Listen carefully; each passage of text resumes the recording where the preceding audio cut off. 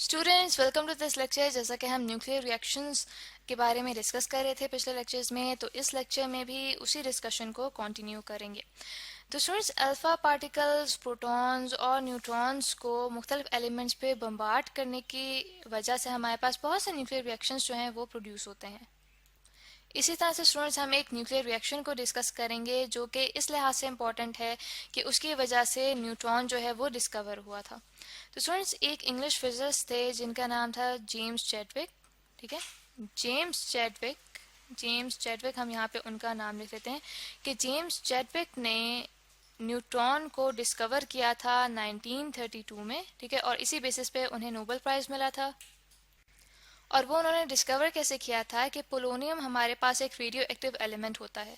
ठीक है, पोलोनियम हमारे पास एक ऐसा रेडियो एक्टिव एलिमेंट होता है जिसका जो एटॉमिक मास है वो होता है 210। दैट मीन्स के जो 210 है रिप्रेजेंट कर रहा है number of neutrons plus number of protons को, और पोलोनियम का जो एटॉमिक नंबर होता है वो होता है 84। ठीक है, दैट मीन्स कि ये शो कर रहा है कि हमारे पास पोलोनियम में 84 प्रोटॉन्स हैं। ठीक है, तो जो पोलोनियम है ये रेडियो एक्टिव एलिमेंट है जो कि डिके करता है लेड में। ठीक है, लेड का एटॉमिक मास होता है 206 और एटॉमिक नंबर 82, और लेड के साथ एक अल्फा पार्टिकल भी यहाँ पे एमिट होता है। ठीक है, यहाँ पे हम लिखते हैं कि हमारे पास अल्फा पार्टिकल्स जो हैं वो एमिट होते हैं। तो ये जो अल्फा पार्टिकल्स होते हैं ये फिर इंसिडेंट करवाए जाते हैं बेरिलियम के ऊपर। ठीक है, यहाँ पे हम लिख लेते हैं कि बेरिलियम हमारे पास ऐसा एलिमेंट होता है जिसका जो एटॉमिक मास होता है वो होता है 9 और एटॉमिक नंबर होता है 4। इसके ऊपर जब यही अल्फा पार्टिकल्स जो हैं ये बम्बार्ड करवाए जाते हैं तो हमारे पास रिजल्ट में कार्बन प्रोड्यूस होते हैं। ठीक है, यहाँ पे हम लिख लेते हैं कि कार्बन प्रोड्यूस होते हैं और साथ ही हमारे पास न्यूट्रॉन एमिट आउट होता है। ठीक है, यहाँ पे हम लिख लेते हैं कि हमारे पास न्यूट्रॉन एमिट आउट होते हैं यहाँ पे। तो स्टूडेंट्स, ये जो हमारे पास न्यूट्रॉन्स होते हैं ये चूंकि इनके ऊपर चार्ज नहीं होता, इसलिए इनको आइडेंटिफाई करना मुश्किल होता है। इनको आइडेंटिफाई करने के लिए पैराफिन के ब्लॉक में से पास करवाया जाता है। उसमें क्या होता है कि हमारे पास फास्ट मूव करने वाले प्रोटॉन्स तो इजेक्ट आउट हो जाते हैं। ठीक है, उस पैराफिन में से जो प्रोटॉन्स हैं जो कि एक फास्ट मूविंग पार्टिकल्स उस वक्त होते हैं वो उसमें से इजेक्ट आउट हो जाते हैं, जबकि हमारे पास पीछे न्यूट्रॉन्स रह जाते हैं। इस वजह से फिर जो न्यूट्रॉन्स हैं वो आइडेंटिफाई हो जाते हैं।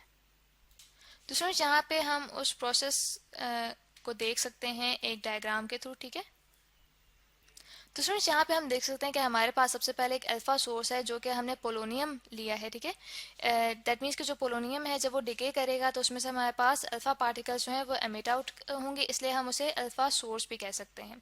तो जब ये अल्फा पार्टिकल्स इस सोर्स में से एमिट आउट होंगे तो ये स्ट्राइक करेंगे बेरिलियम पे। ठीक है, और जब वो बेरिलियम से स्ट्राइक करेंगे तो हमारे पास जो न्यूट्रॉन्स हैं वो एमिट आउट होंगे।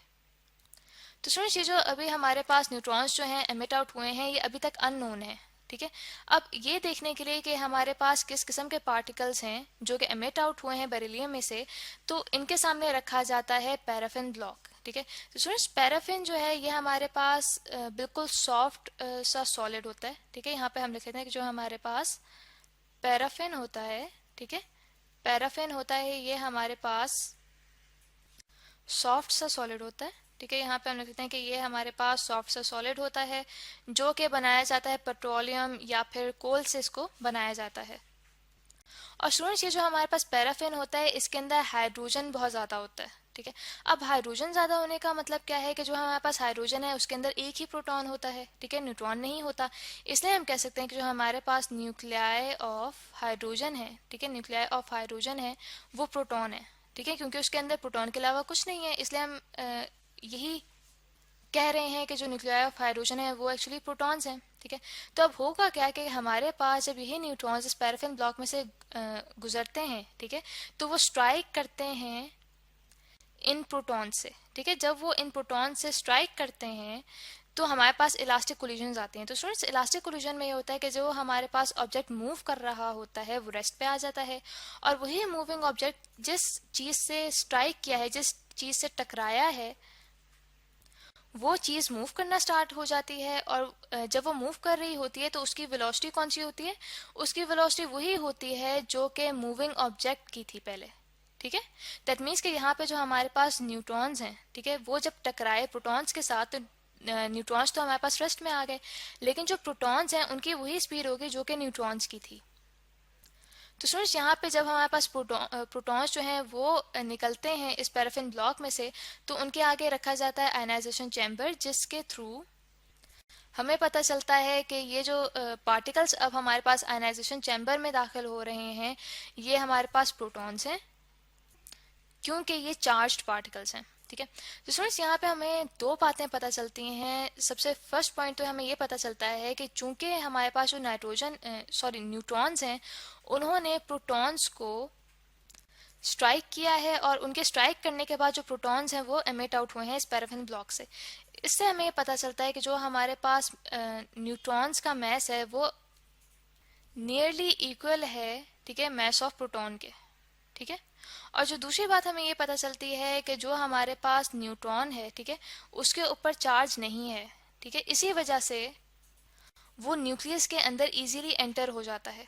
ठीक है। क्योंकि हम ये जानते हैं कि जो किसी पार्टिकल पे अगर चार्ज होता है तो अगर सेम चार्जेस करीब लाए जाएंगे तो उनके दरम्यान में रिपल्शन होगी। ठीक है। मिसाल के तौर पे जो प्रोटॉन्स होते हैं वो एक दूसरे को रिपेल करते हैं क्योंकि उनके ऊपर सेम चार्जेस होते हैं, लेकिन जो हमारे पास न्यूट्रॉन है उसके ऊपर कोई चार्ज नहीं है। तो यहाँ पे हम लिख लेते हैं कि जो न्यूट्रॉन है उसके ऊपर कोई चार्ज नहीं है, इस वजह से वो न्यूक्लियस में इजीली एंटर हो जाता है और एंटर होके जो प्रोटॉन है उसको स्ट्राइक करता है। ठीक है। तो स्टूडेंट्स ये वो न्यूक्लियर रिएक्शन हमने डिस्कस किया जिसके थ्रू न्यूट्रॉन जो है वो डिस्कवर हुआ था। तो आई होप स्टूडेंट्स के आपको लेक्चर अच्छे से समझ आ गया होगा, जिसमें हमने एक इम्पॉर्टेंट न्यूक्लियर रिएक्शन डिस्कस किया जिसके थ्रू एक पार्टिकल की डिस्कवरी हुई जो कि न्यूट्रॉन था।